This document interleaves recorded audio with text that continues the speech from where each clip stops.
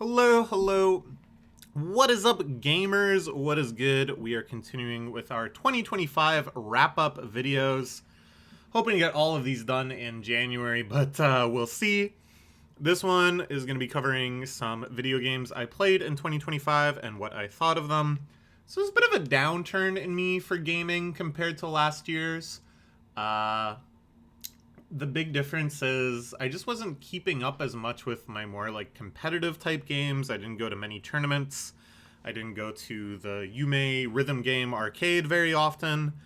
No particular reason why. I just kind of wasn't in the mood a lot of the year. Just didn't have the competitive urge, I guess, to kind of grind away at these games or anything like that, which I think is fine. And I think I also just kind of hit a point where when I moved to Toronto, these sort of opportunities were like very, very exciting for me. There's a lot of novelty in having so many options for tournaments and competitive gaming that I enjoyed so close by. But now the novelty has kind of worn off, and I think I've gotten some reassurance that these scenes will continue just fine without me there, that it's not like, you know, I'm desperately needed to bolster numbers or something like that. They'll be waiting for me. I can take a break. That's all good. So I don't know. Maybe we'll play more Melee, P+, rhythm games, etc. next year, 2026. But this year, I'm not going to talk about them in slides like I have in previous years. Instead, we're just going to talk about these 5 games right here, starting with Pokemon TCG Pocket. We're now over a year into the one gacha game I will allow myself to play. I have kind of forbidden myself from playing all other gachas. I think just games with dailies take up too much of my time. Games where whaling is an option are maybe a little too scary. I never want to start spending money on things like this. And indeed, I haven't spent any money on TCG Pocket. The idea of playing TCG Pocket was to hopefully quell my growing urges to buy physical Pokemon cards, but that did not work at all. At any rate, this is the one I play. And I do want to make like a big video about it in general, you know, all of the different mechanics and stuff of it, how I think it really operates as a gacha game and stuff. But the summary of that video, if I get a chance to make it, would be like, it's very fun. I get a little hit of gambling dopamine every single day. Wahoo, that's fun. Feels great to pull a rare card. Feels great to finish sets. Feels especially great to pull illustration rares, which are very, very fun and cool. And the battling is also actually very fun. I didn't think I would be that interested in the battling in this game because it's like very, very simplified compared to the normal Pokemon TCG, let alone like the type of magic I enjoy, which is very, very complicated indeed. But here it's like a nice sweet spot of low complexity where there isn't a whole lot going on. You don't have like a ton of lines or a ton of options, but there are like little optimization puzzles, little puzzles figuring out like sequencing best practices, trying to figure out a line that could possibly lead you to victory if everything works out. It's like a really good level of like, you know, most games kind of just go automatically. There aren't too many challenging decisions, but every once in a while you get into like a really juicy little board state where you realize like, okay, this is, I sack this, I bring this in, this can tank one hit from that. I could draw this card, which could force a switch. I could draw this card, which will let me survive another turn. I could draw this card, which will redraw, and blah, blah, blah, blah, blah. Start to, like, work out your odds. You try to figure out, you know, okay, can I sack this, and that gives me better odds to do blah, blah, blah. Or I can go for this guaranteed thing, blah, blah, blah. And it suddenly kind of, like, blossoms into a surprisingly deep problem whenever the answer isn't obvious. But it's not, like, overwhelmingly deep, like, you can actually just kind of like map out all those things because the deck sizes are so small and all of the effects are so simple. As long as you like take your ego out of it, because a lot of games are just going to be non-games due to luck. That's how it is. You're going to take some really bad beats. That's how it is. And also just play a reasonable amount. The first day I learned about the rewards in ranked battling, At first I thought ranked battling just gave you like cosmetic rewards, and I was like, okay, that's fine. But when I found out you can actually get hourglasses and open more packs based on your ranked ladder ranking, I grinded for like 4 hours straight, lost an entire evening to it, and actually had a lot of fun, yeah, but afterwards I was like, oh my god, that's way too addictive. If I try to grind all the way to the top rank every single season, I am going to really regret it. But two nice things. One is that you only have to grind to your rank once. You actually persist at the same rank throughout seasons and get the rewards for that rank each season, which is like a really, really nice, really player-friendly thing. Shockingly player-friendly. So I may actually do that slowly, bit by bit. And second, I realized that, like, I just don't have to do that. Like, after I wasted that one evening, I actually uninstalled the game and forced myself to take a break for a couple weeks as, like, punishment, basically. Because I really did not want to fall back into that kind of grinding. I've done that in plenty of games before. I don't need to do that again. I have a lot of other stuff going on. And for a while I was like, yep, ranked is forbidden. Can't play ranked. It's too addictive. But I actually managed to get it to just like a reasonable amount where if I have some time to kill and I'm in the mood, I'll play a couple of games, see if I can bump up my rank. I'll play a couple games each season just so it refreshes my rank and I get the rewards. And yeah, I'm like very proud of myself for being able to maintain that kind of healthy interest in it. But this was also a big revelation just in terms of like how I think a good TCG should play. Before I was like, okay, like MTG Legacy or MTG Vintage Cube, these are the pinnacles of card games because it's like a very tight meta. It encourages extremely tight playing, extremely deep line evaluation, extremely difficult risk-reward optimization challenges, and blah, blah, blah, blah. But now I'm like, those are good, but those are like the equivalent to like a game of StarCraft, let's say. Whereas TCG Pocket feels a lot like playing a fighting game, where it's like very short, very compressed. Maybe it, like, I don't know if this really tracks the fighting games, but you only make like maybe 2 or 3 really crucial decisions. It's actually kind of more like playing like a card game, like Hearts or Euchre or something, where a lot of your play is automatic. The actual kind of rounds or hands or whatever are pretty tight and compressed. But then every once in a while, there's like a really challenging decision. I really, really enjoy that. I think it's really opened my eyes to just kind of how TCGs can be played in general. It's very funny, this game. There's a lot of really baffling choices in especially just kind of like how rewards are doled out to you. I could go on for days about this. This is something that I really did want to cover in depth in this like hypothetical video focused on Pocket. I think the funniest example though is Wonder Pick. Wonder Pick, by all gacha standards, is actually like a really reasonable, generous type thing, where basically you get to choose between packs that people on your friends list or random strangers have opened, and then you get to pick one random card from that pack. It's a 1 in 5 chance. So basically, you see a card you want, you have a 1 in 5 chance of getting it, and you can refresh this thing throughout the day and check it out. And, you know, I think it refreshes like once an hour. So you're seeing like hundreds of packs per day if you're on that grind. And that's like really good odds. You're basically given the opportunity to like find almost any card in a set and get a 1 in 5 chance at just like yoinking it. And it's, so yeah, it's like really generous.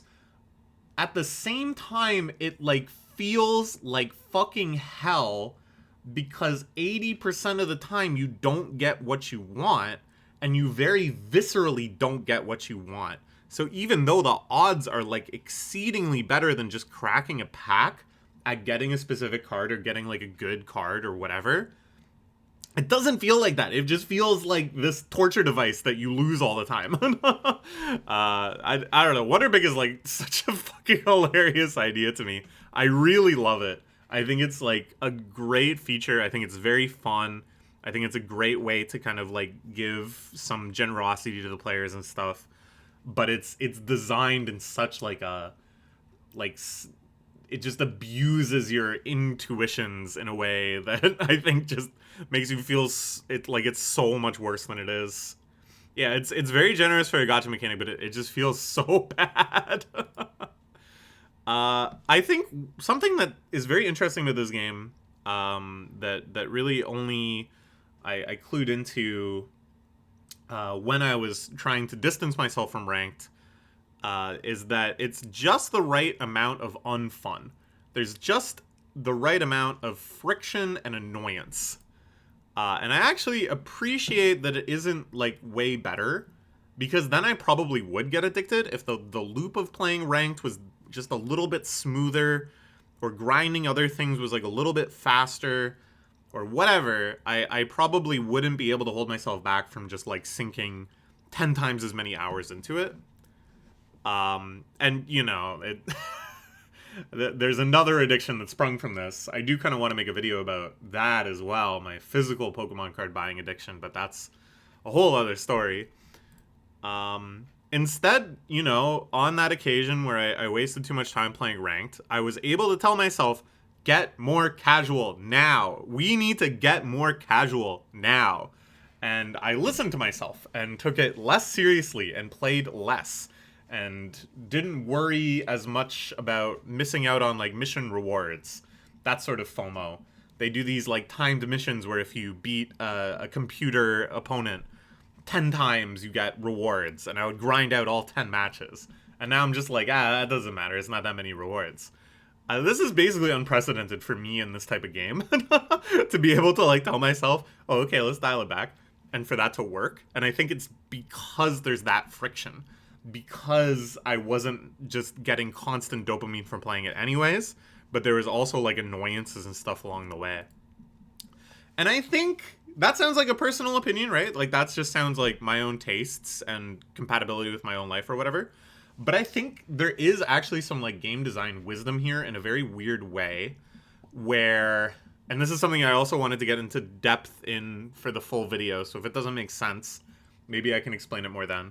But it's like, if too many people are having too much fun and then get truly addicted and spend money on it, a pretty large chunk of those people are going to, like, sober up and regret it and go, why the hell did I just spend, like, $100 on virtual cardboard and then just hard quit, right?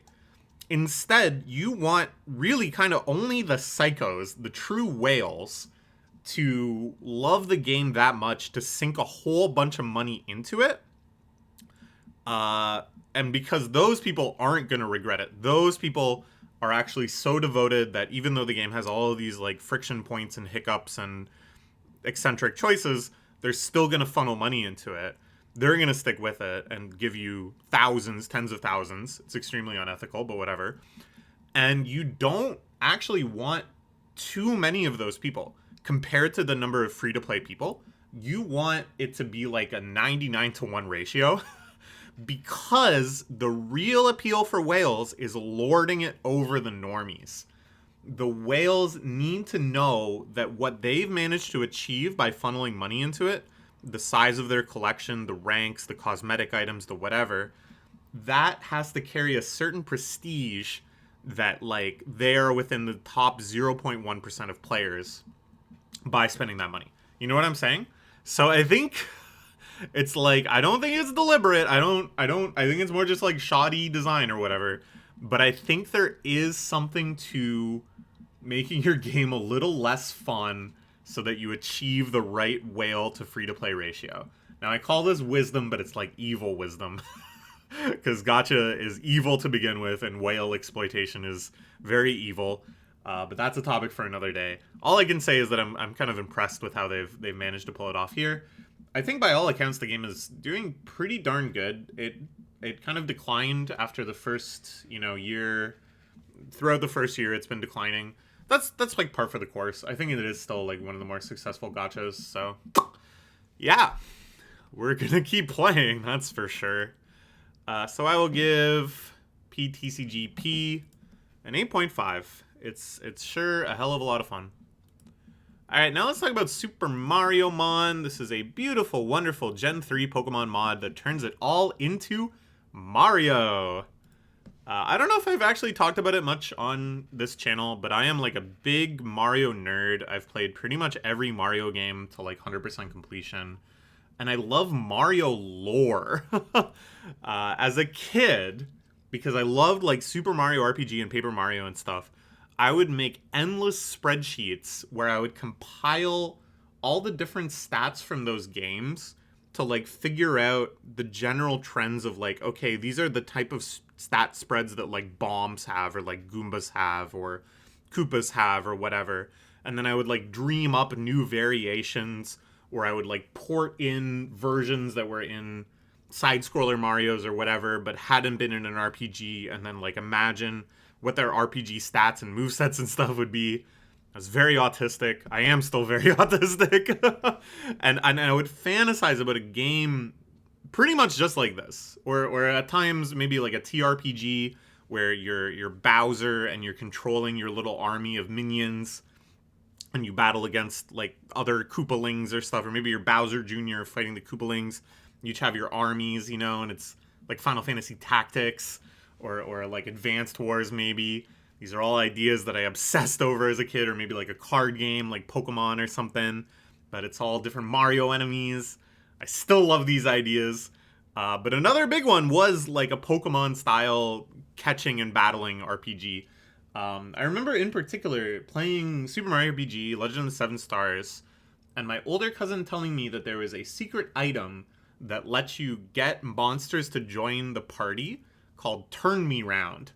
And I think a lot of these kind of like weird fabrications he made, some of them I think were just like confabulations from dreams and stuff he had, but other ones were definitely just like him expressing what he wished was in the game to me, and just sort of like fantasizing with me in excitement about what monsters would you get to join your party and stuff. Anyways, so I cannot overstate how much of like a genuine dream game this is, because Pokemon is such a great fit. All the typo breakdowns, the idea of them evolving, you know, it's very naturally emerging from the way Mario enemies are designed.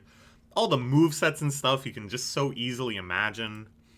And you know, it could just be like a deck swap. You know, they just add all the Mario enemies, but you just still roam around the world of Pokemon and use Pokeballs and battle gym leaders and all that stuff. And I'd still be really eager and excited to play it. But it goes so much further than that. It's a full Mario World adventure through 8 wonderful different worlds.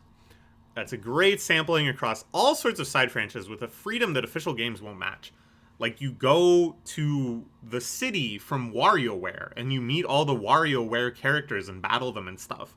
And there's no way in hell Nintendo would ever cross the streams between, like, mainline Mario RPG stuff and WarioWare stuff, right?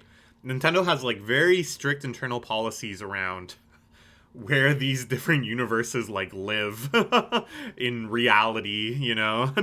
WarioWare is straight up on just, like, a different layer of reality than, like, Mario 64. And honestly, I kind of respect it. I think that kind of makes things a lot more, like, clean and a lot more exciting whenever there is kind of, like, cameos and stuff. But here, total abandon towards that and just freely throwing in characters from across the entire Mario franchise of franchises. So exciting, so exciting. But they don't flaunt this freedom either. They don't, like, rub it in your face that this is fan-made and they're doing stuff that official games wouldn't do. The tone is just perfect. The Mario RPG, like, mild comedy, where it's just pleasantly funny. It's not gonna make you, like, burst out laughing, but there's just lots of little puns and jokes and silly characters and goofy moments and, you know, things that make you kind of chuckle to yourself and smile.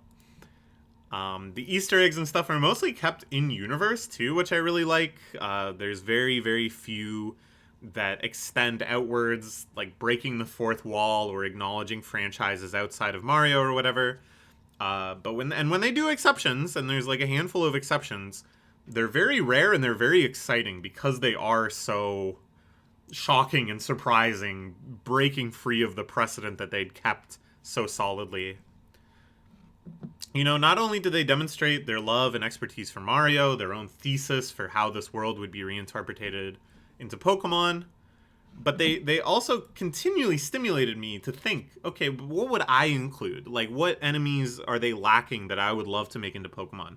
What would I change? Like, where do I disagree with the typing or the moveset or the stat spread? What other storylines would I like to delve into, you know? It just really inspired me to think along those lines, which was very, very fun for an autistic grown-up child like me. And of course, putting aside all of this charm and love and joy, it's like a sicko spreadsheet game.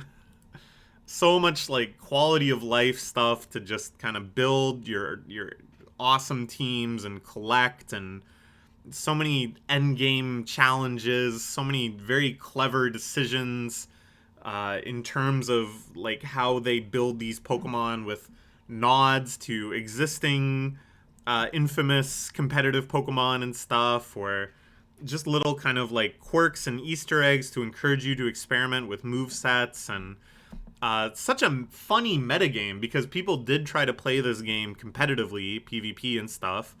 And it was a very, very funny meta where basically all of the offensive-oriented captures were so ridiculously strong that they just got banned from the OU equivalent. And then the defensive threats, which were also very, very strong, but nowhere near as over-centralizing, remained. And so it's just like the stalliest metagame of all time, which I think is really, really funny for something that has such like a cheerful, friendly, silly aura. And then the metagame is just like insane 80-turn endurance matches, just trying to like mentally break your opponent. I'd happily have 100% of this game, and I was very, very close to doing it. Only thing I didn't do is the dungeon crawling minigame, which I think is very cool conceptually. You like lose your whole party, you have to go catch Pokemon and find resources in like a randomly generated dungeon where you can only see so much. But it was just very, very poorly balanced, not very fun, very, very, very, very luck-based. And the requirements for getting the legendary Pokemon or capture at the bottom of that were just like brutally hard. When I looked it up, like pretty much everybody was just like save scumming it. But I was playing it on my emulator handheld, and save scumming wasn't an option. So I don't know. I just gave up. But aside from that, I had a blast. If they release more content for it, I'm going to be there day one. Here's a shot of me catching one of the legendaries. This is a really hard legendary to catch. I should have taken a picture of my team or something. But whatever. Yeah, we'll give this a 9.5 out of 10. Honestly, the 0.5 is mostly just because of the dungeon crawler game. Okay. Next, let's talk about Mario Kart World. Holy shit, after 11 years, and honestly, hundreds and hundreds of hours sank into Mario Kart 8 in its various forms, it is here. A sequel to Mario Kart 8. I got it launch day, the Nintendo Switch 2 bundle, for just exactly this. I am about it. I am a Karter. You know, after Mario Kart 8 had, you know, several refinements, balance patches, things added, mechanical changes, blah, blah, blah, plus tons and tons and tons of DLC, boosting it up to 96 tracks, it's kind of hard to beat. It's hard to directly compare that apples to apples and come out ahead. But at the very least, you can say this is new. This is something that is very, very different than just like Mario Kart 8 Deluxe Plus Ultra or whatever. There's a lot of this stuff in this game that I absolutely love. The driving mechanics are by far the most compelling since Mario Kart DS. The skill ceiling is just massive. The track designs, which are all built to maximize the new tricks of wall riding and jumping and grinding and tricking in different directions, and uh, those are the main ones. But those are already like a lot. Are really brilliant. They're very very classic. There's nothing too weird. There's nothing too out there compared to some of the directions that Mario Kart 8 Deluxe goes in. But they feel so fresh, so exciting, and there are just so many like really brilliant ideas bound up in the track design, in the aesthetics, in the theming. For a Mario lore mega fan like me, as I mentioned, who would drive into every single nook and cranny in old games, just to see how they decorated it, just to see what little things they included, trying to clip out of bounds just so I could see what was out there. The open world is just like one of the most I've ever felt seen, you know? That they recognized there was people like me out there that wanted to drive past where the stands were and to see all the stuff that you could see in the distance from the track, to go up to it and see what was up. I felt such bliss just driving around it. The first few days I got it, I would just spend like an hour roaming around, like doing missions, sure, but like not even all that frequently. Collecting stuff, sure, but not even all that frequently. More just enjoying driving around it and like seeing stuff. And the roster. Oh man, I love the roster. I love it like way more than the crossovers of Mario Kart 8 Deluxe. A lot of people wanted it to just become like Smash Kart, you know, and to incorporate all Nintendo properties, which I do think would be kind of cool, but I like this better. Just getting all of the goofy Mario guys in there. I love them all so much. I hope that's very evident to you by now. It just feels like how Mario Kart ought to be, you know? Because it's like, when I play other Mario Kart games now, it feels shocking like how un-Mario-esque it is. You feel like you are just like a car. Whereas here, you feel like you are kind of like Mario. Because you can like jump around the terrain. You can kind of like go wherever and explore and collect, like Mario 64, right? It's like it really feels like a Mario game but kart, rather than like a kart racing game with Mario, if that makes sense. But you know, there's some disappointing stuff too.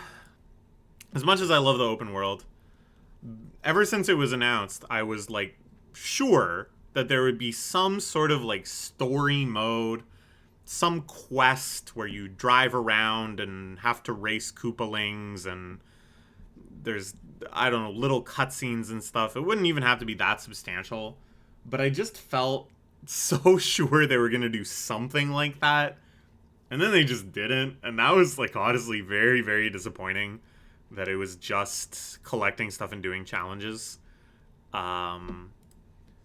And although I think I like the intermission tracks more than a lot of people do, the whole like you're just driving straight memes and stuff, those don't really ring true to me.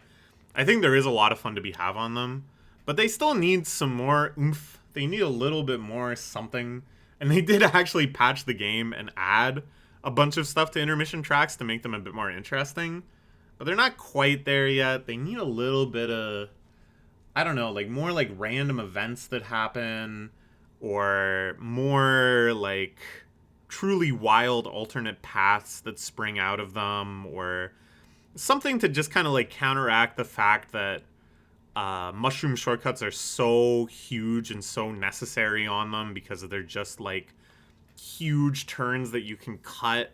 Like just adding more danger and stuff into those, even to just make the shortcuts a little nerfed. I don't know. They're just not quite there. But at the end of the day, this is just the start. If this is anything like Mario Kart 8, it's gonna be like a decade of this. I'm very excited to see how they're gonna do the inevitable DLC, how it's gonna work into the open world. There's gonna be like a floating island, or I don't know. There's a lot of different ways they can go. I am pumped. I'm really excited to see it. So we will also give this a 9.5. It's a bunch of Yoshis. Alright, next let's talk about Donkey Kong Bananza. This is the sort of dream game that like you would never dare dream of, you know? DK is back. It's like the kind of thing you would see on like fake Nintendo Directs leaks, where they'd be like new 3D Donkey Kong game. And for a while, this was actually getting a lot of rumors and stuff. But they did it. They put DK and Pauline up on equal billing with Mario, giving him like the full flagship 3D treatment. It's clear that they really respect him, and I think even more lately, they've been going back and saying, okay, this guy was just as important, if not more important than Mario, right from the literal jump back in 1981. And I love how they wove like the whole history of Donkey Kong, those early arcade games and stuff. Actually, I guess like DK Jr. doesn't get much rep. That's an odd game. Also, DK Jr. Math. Where do I get what is Diddy Blood doing on the calculator? What is Diddy Kong doing on the calculator? What? I gotta say that to my boyfriend.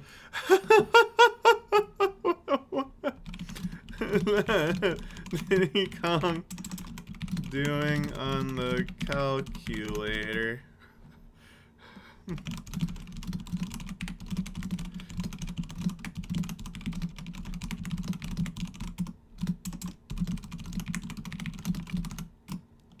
Is DK Jr. Math. You know it's a good joke because I had to explain it to him why it's funny. Yeah, so the early very arcade stuff, and then all the rare year stuff was integrated here. All the DK64, the Donkey Kong countries. I wonder what the rare staff that worked on those think of that, you know? Because they put a lot of love for the work in here. There's so many like really heartfelt tributes and stuff. But they didn't work on DK Bananza. I don't think they're getting like a paycheck from this, as far as I know. I think this is Nintendo being like, oh, guess what? That's actually all of our IP, so we can use all of it. Anyways, in many ways, this is a Mario Odyssey-like. That is the very obvious point of comparison. It's a wonderful selection of diverse worlds to explore, discover, conquer, and just kind of like roam around and relax and have fun in. It's a deep focus on fun and fluid motion, blazing your own trail in every way, freedom in every single possible sense. Stuffed with collectibles and challenges that I think this is my big complaint for this game and Mario Kart and Mario Odyssey is that maybe it's a little too formulaic. It's kind of like the same beats on each world. Okay, now there's this guy who gives you this challenge. Now there's this guy who gives you this challenge. Okay, it's time to do this game, but in this world. And it's like different each time because the worlds are different, so the challenges are different. But it's like there's not as much like weird shit, you know, because most of the content in each world is just kind of like slotting in these different features. But yeah, it's still exciting, it's still fun. And this wonderful linear escalating arc across the entire game. Odyssey, I think, did this really, really well, especially with, you know, some of the big surprises near the end. Here, they just kept ratcheting it up, like 5 surprises past what I thought was the big surprise. I just kept getting surprised. But it's such a new style of game, too. Like, with, you know, major fundamental changes from how Odyssey works.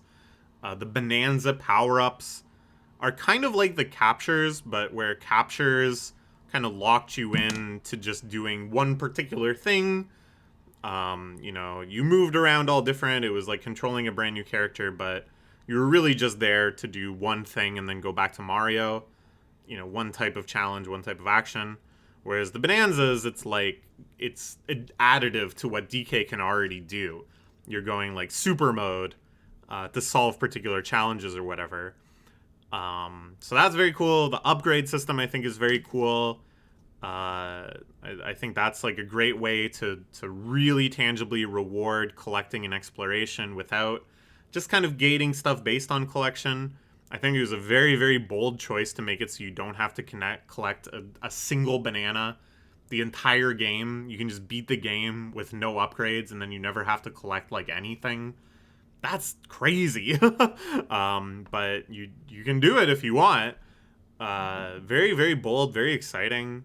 And the destructible terrain, like, oh my god, man, it's so much fun. It feels so natural to just kind of be able to plow through things and dig and climb, and little things too, like when you jump off a high place, DK just incidentally dents the ground a little bit. All sorts of other enemies and stuff can explode and damage the train or plow through the train or whatever.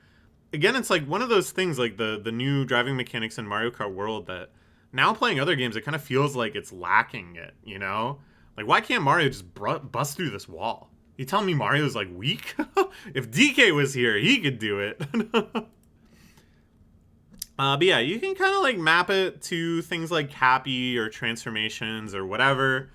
And I think the mapping is more just kind of, like, in the type of ideas and how bold the ideas are and how fundamental. But there's no, like, one-to-one equivalence. It's such a exciting new space. It's such, like, a brand new idea.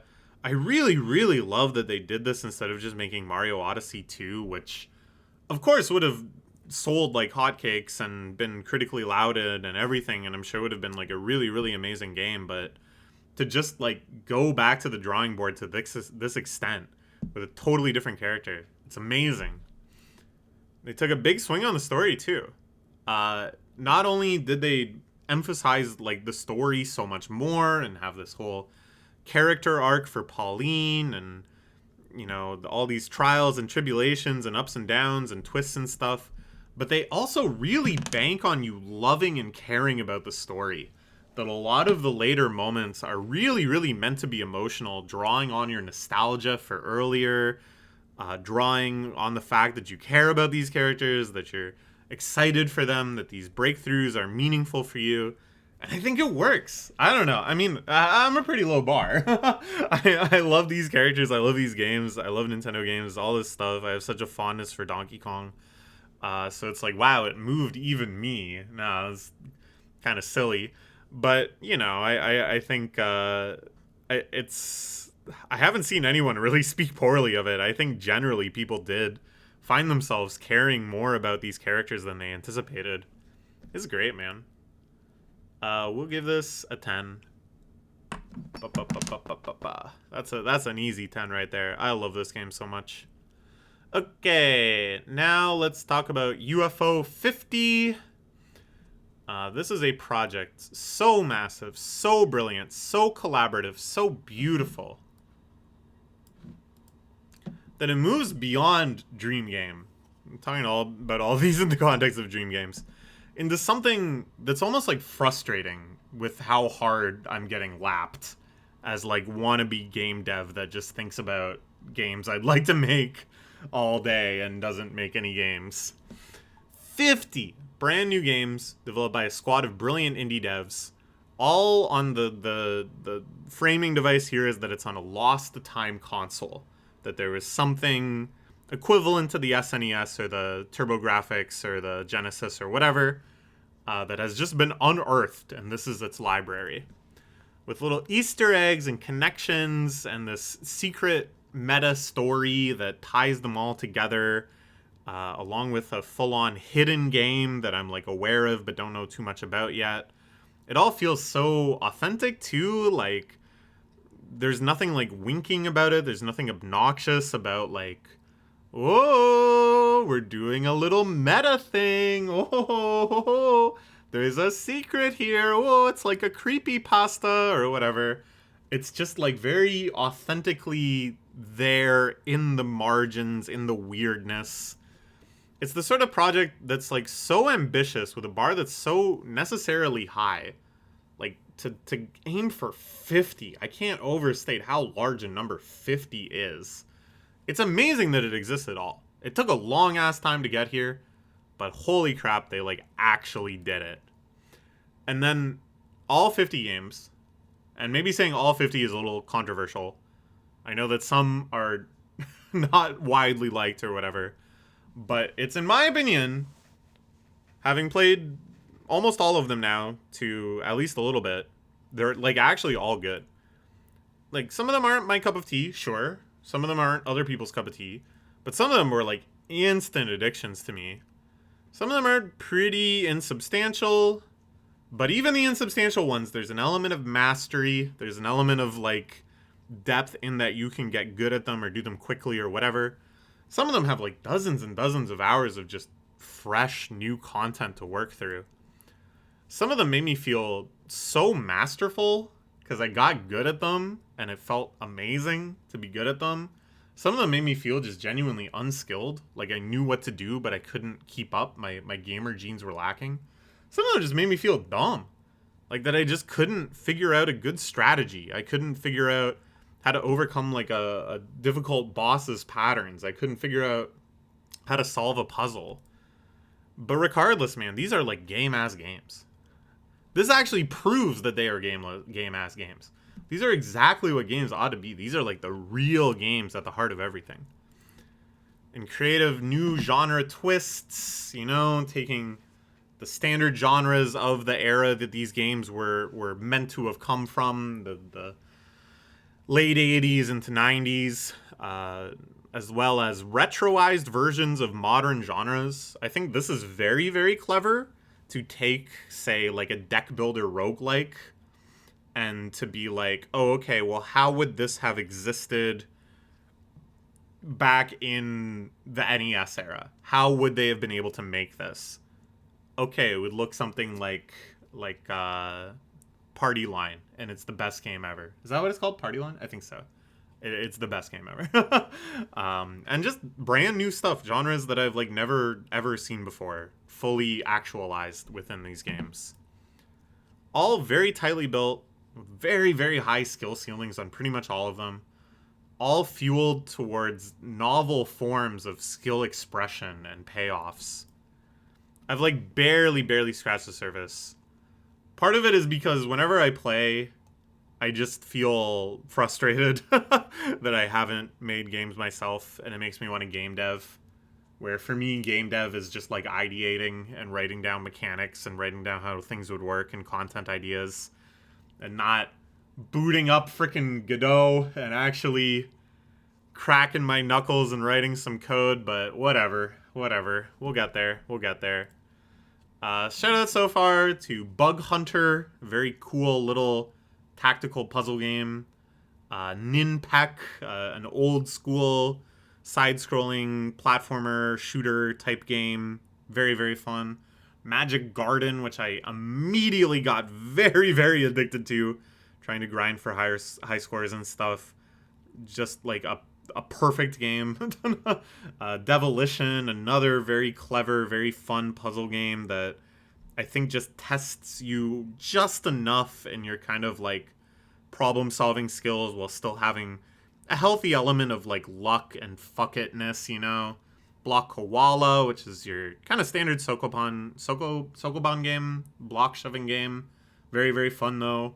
Warp Tank, a very clever little platformer. Party House, the aforementioned deck builder, which might just be the best game ever made. Rail Heist, which is a genre that I've like never seen before. This kind of like turn-based but real-time 2D stealth action physics simulator. Ping Golf, also very fun. Also one that I really tried to master. Overbold, another take at like an ancient, anachronistic, part roguelike. Man, I wish I had more time. I wish I was unemployed. No, I take that back. I don't want to be unemployed. That was a stupid thing to say. I wish I got this amount of money, but I didn't have to do any work. Okay, we'll give this a 10 out of 10. And that's it. That's all the games we're going to talk about. Got in under the hour mark. Had a lot to say about a lot of them, but they're all great games. Check them out. And I will see you in the next 2025 wrap-up video. See ya.